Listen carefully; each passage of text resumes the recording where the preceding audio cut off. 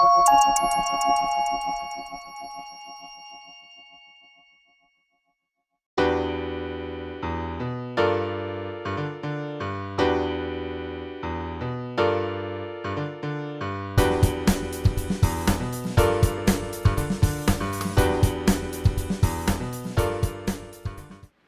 an interesting debate going on at the moment in the corporate world, which is, do people work more effectively from home or not?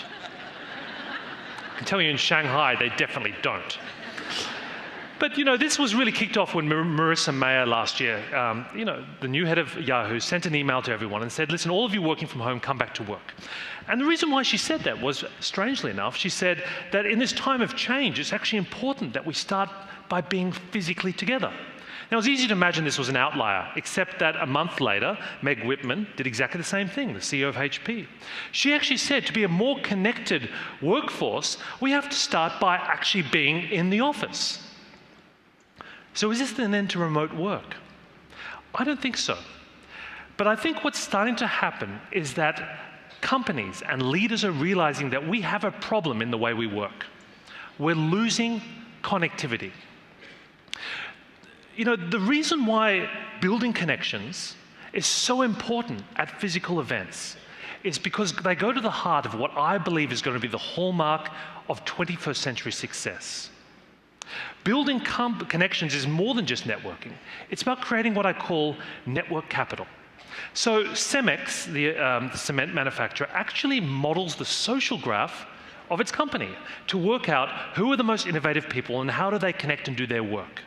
This is what I mean about building a lightweight company. It's not about the assets or the things that the company owns. It's about the connections that connect the best people that define success in the 21st century. It's not just Cemex. At Google, when you go for your performance review, the people that review you is based on Google's analysis of your email behavior. So the people you most connect with are the people that review your performance. So it's an active social graph. Facebook, similarly, runs an internal version of Facebook just for Facebook employees. Someone in HR told me it was the #1 reason that people come back to work at Facebook. They miss their friends. When you leave the company, you get disconnected from the corporate Facebook. So connectivity is at the very heart of the modern day company.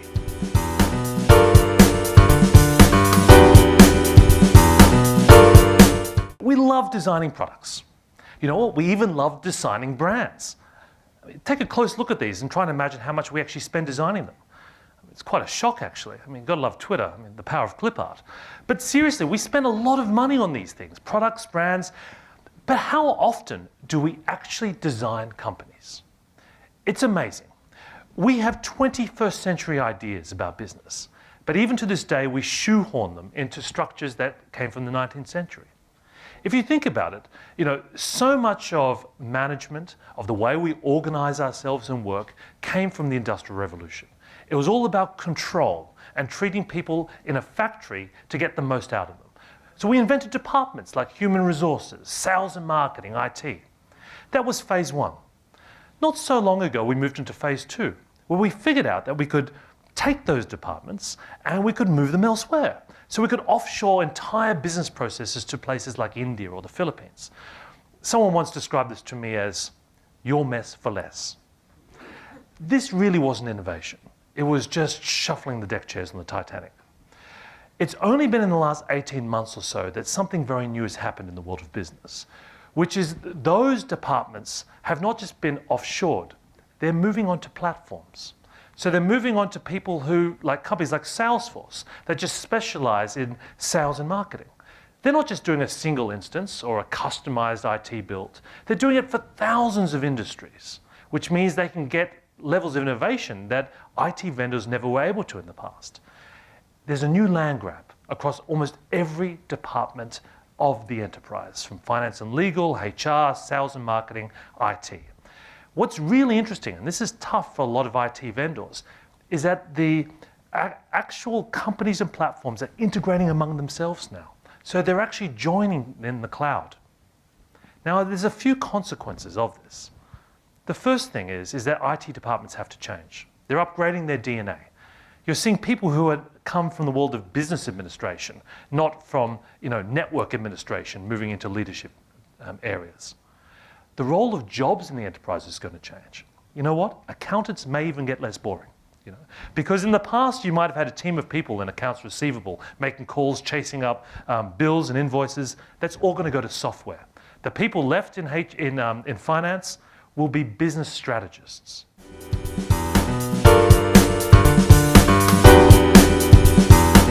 How many of us have been told that we would be meeting less physically and traveling less because of these new virtual technologies? You've all heard that, right?